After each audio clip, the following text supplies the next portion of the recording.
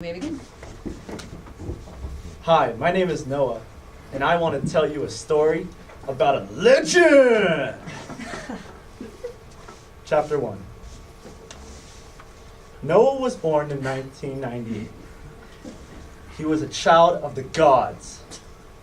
Noah had the hair of a goddess and the muscles of Zeus. Noah was also a talented athlete.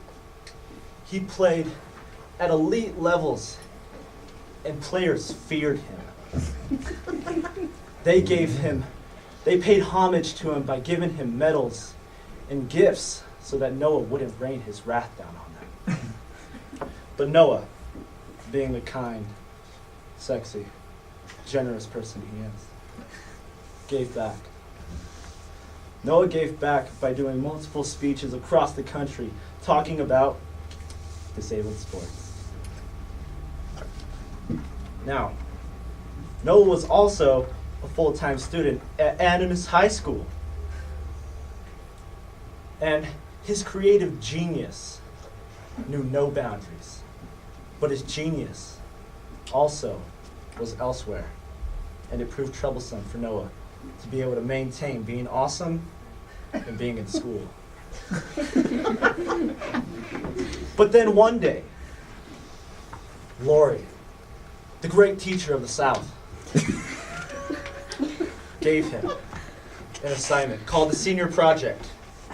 And it was the most time-consuming, disastrous, heartbreaking paper he ever had to do. And Noah cried. Noah cried for days and days. Until one day, in a moment of brilliance, it hit him. Noah thought to himself, hey, why don't I do a paper about disabled sports? I mean, I've already done countless speeches across the country on it. I have the knowledge, the data, and the resources to get this done. Easy peasy. And so I got on my computer and I started typing. And harder, and harder, and harder. I found articles on articles. I was unstoppable. Or Noah was unstoppable. Not me, this third person.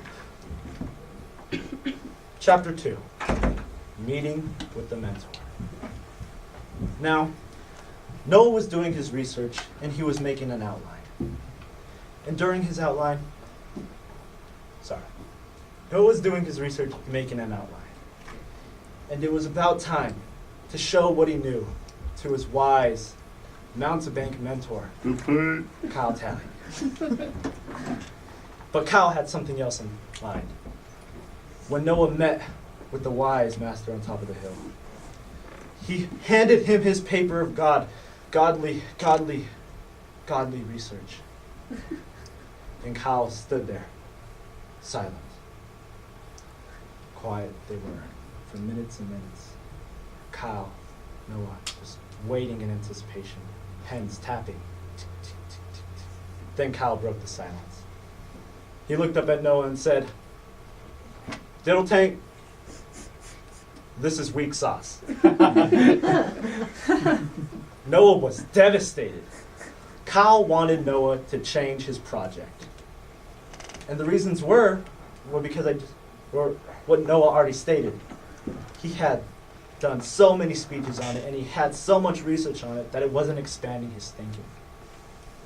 And so Noah was mad because he did all this research. But he stayed humble and he didn't go berserk on Kyle. He spared Kyle death. And together they worked. Subject after subject went by. And we came up with this question. What are the elements of a successful team culture? So, now Noah had a choice.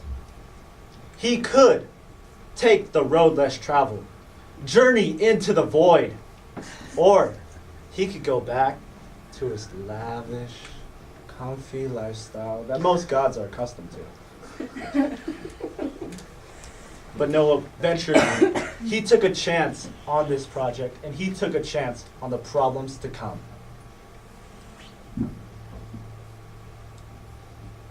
Skip the slide. Chapter 3. Tests, allies, and approach. So, yeah, I'll keep that one up. As Noah went through, he found it insanely difficult to start learning about this. First, he had to define the anthropological definition of culture, and he had to memorize it for a TED Talk that he would be given later. So, what he came up with was the anthropological definition of culture is a shared set of values, ideas, concepts, and rules of behavior that allow a group to function. Sorry. But that wasn't the only struggle. While he was also defining this, he had to find more articles so that he could have research for his paper. And it was hard. Noah was looking for culture specifically, but he was finding the culture of bacteria and Viking culture. And this wasn't what Noah needed. And not only did that not help, but Kyle was inhumanely throwing away all of his articles that he found. He would be like, no, this is bad. This doesn't have anything to do with it, without even reading it. It made Noah very disappointed. But one day, Noah found an article. It was written by Dr. Jerry Lynch, and it was titled, Building a Strong Team Culture. And in that article, Dr. Jerry Lynch outlined 10 things that a team with strong culture have. And those 10 things were commitment, so committing to a higher cause, a higher goal, a higher purpose. Responsibility, to know and accept your role. Accountability, to be able to give and take critique and be accountable for it. Integrity, it's the gap between doing and saying. Respect, you gotta respect the game, you gotta respect your coaches, you gotta respect your team, and you gotta respect yourself. I thought I hit a button, sorry. Trust, you gotta trust in yourself, and you gotta trust in others. Leadership is everyone's work. Courage and compassion, those kind of go hand in hand, they're twins. Service is a sacrifice you put on the court. It's the amount of work when you go get it and you go day after day, hours after hours, shoot it, woo! And humility, giving others the credit.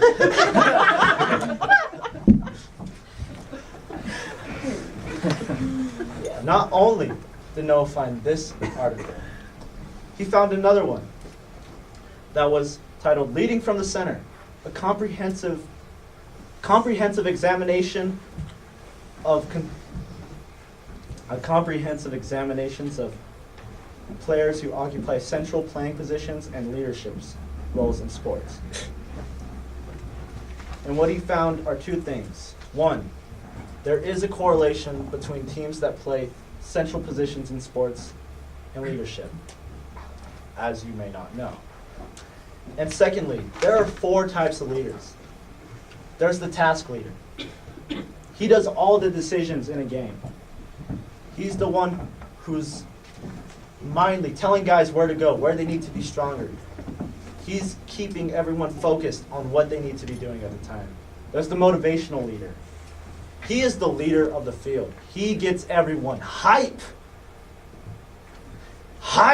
Yeah. Hype. There is the social leader. This leader promotes good relations between everybody on the team. He makes the team dinners. He makes everybody study together if they're in a college or high school situation. He's the one that keeps them all together and makes them best friends. There's the external leader, and he is the face of the team. He's the one that goes out and does the speeches maybe. I think of Curry whenever I think of an example. Like, he's kind of the face of the team. When you think Golden State Warriors, think of Curry. He is the external leader. Now, I should also point out that a person can be more than one of these leaders. They do not have to be one. Curry, for example, is an external leader, a task leader. I would say Draymond's the motivational leader, but that's just the way I see it. Chapter 4, the ordeal. So Noah took these articles and he put them up against some teams in the past and in today's present times. So the teams that Noah looked at were the Golden State Warriors, the 1980 men's Olympic hockey team, otherwise known as the Miracle on Ice, and the New England Patriots. And I'm just going to go over some of the small things that I found from these guys. So the Golden State Warriors and the New England Patriots both had outstanding leaders on the court. Golden State with Curry, which has now been replaced with Kevin Durant as their new team captain. But when Curry was on the team, I would hear stuff about how he would always try to bring his other teammates into the game. He was never selfish with the ball. He was passing it and passing it. He wanted everybody to succeed and go up. The same goes with Tom Brady. Tom Brady had this saying that he told every one of his players: when you get your time to shine, take it. He was able to turn a lacrosse player into one of the best wide receivers for the Patriots and helped in a major way win the Super Bowl. Forgot his name. But I'll get back to you. And then we got the 1980 men's Olympic hockey team. These guys worked harder. They put in the work. They were focused on one goal. They exemplified a lot of these 10 commandments. They accepted their role, and they would do it to a T. If the coach said do this, they would do that. They would hold themselves accountable to everything. And because of that, they beat one of the best, or considered the best team in the world at the time, the Russian super team, which hadn't lost a game in a long time. They were ridiculously good. But these guys went out and beat them. So moving on,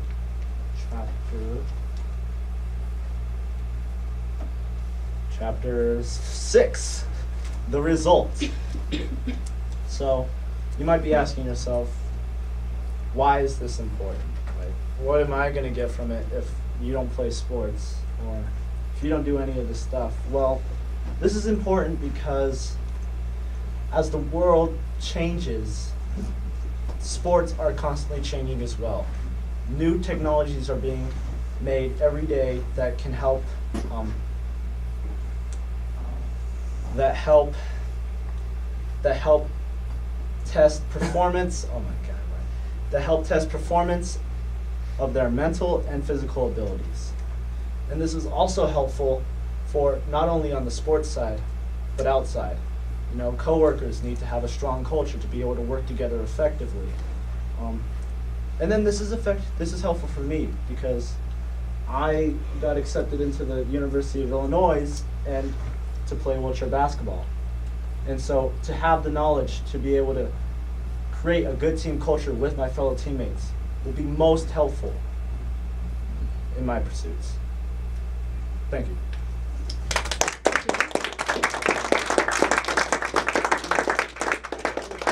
We're going to open it up to questions from our panel and from our audience. So if you have a question for Noah about his research, please feel free to raise your hand. Bryce. What kind of leader would you say you are? Well, over the past couple of years, I've played on 3 different teams. And so the first year, I was very much the motivational leader because I had other talent out there that were bigger and stronger than me. So I was very much the motivational leader. I was getting everybody hyped. I was always patting them on the back, saying good job. And then as it progressed, last year I kind of lost my leadership roles. I was still the motivational leader for our team. I was keeping us in good spirits because we had some hotheads on the team at the time.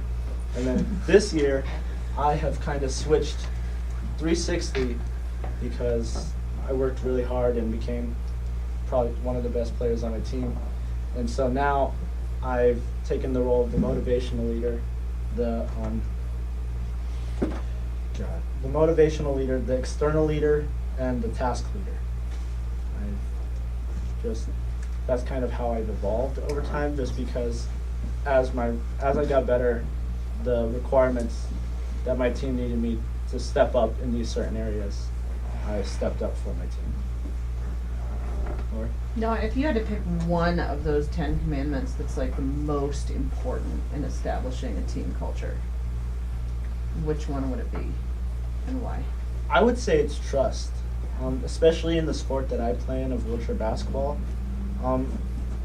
When I think of trust, I think of being able to trust my players to make certain shots if I give them the ball. If I put the trust in them, I got to be able to keep that there. In a sense, I got to trust my teammates, because in wheelchair basketball, people have different levels of abilities.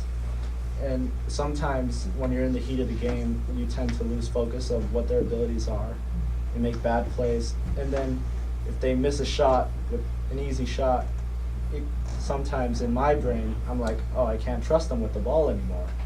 And so maintaining trust with your team, and teams that do have that, they're okay with guys missing, they perform way better because they're willing to give the open guy a better shot, even if he has a lower chance of making it. Kyle? So there's a lot of factors that go into a team being successful. Yeah. You focused on the team culture aspect of it. Do you have an idea of the relative value of that compared to other factors? So, just kind of on a broad scale, what I've found through my research kind of is that, like, the Patriots, the Golden State Warriors, they have great team cultures. And especially using the Golden State Warriors as an example, like 3 years ago, nobody really knew about them. And then Steve Kerr came in as their manager and kind of revitalized everything. And so that very same year, they went to the national champion. They were national champs. The next year, they went again, lost to LeBron, and they're looking to go again. So I think having a good team culture plays a huge part in a team's ability to succeed against. But were you able to tease out any of, like, what if they had a lousy team culture? Are They there- can still shoot, right? Are there successful teams with like? Yeah. Well, there team are. culture? So I wasn't really thinking of it as like, if you have a lousy team culture, like, I was thinking like, what if a great team had a great team culture? But there are plenty of examples of teams that have lousy team culture, like Kobe and Shaq had a horrible team culture. They hated each other, but they won 3 championships, I think, back to back to back. And then we got LeBron, the Miami Heat era. Those guys didn't have the greatest team culture either, but they still super team. They had 3 superstars on their team, and they were able to powerhouse. But what I wanted to find, but I can't, because what I wanted to find out is if a good team, a super team, can also, with good team culture, can like dominate the game. And so, right, and there hasn't really been much evidence on that. Right now, I think if I had more time, I would look at the Golden State Warriors right now, the Kevin Durant, Steph Curry, and Klay Thompson, and how they are really, they're a super team with great team culture. And now that Kevin Durant's out, though, I don't know how they're doing. Yeah. Goes back. Excuse me, Yeah. can you, within the team spirit or the leadership, how would you display humility? So I'm thinking of that question 2 ways, kind of displaying humility.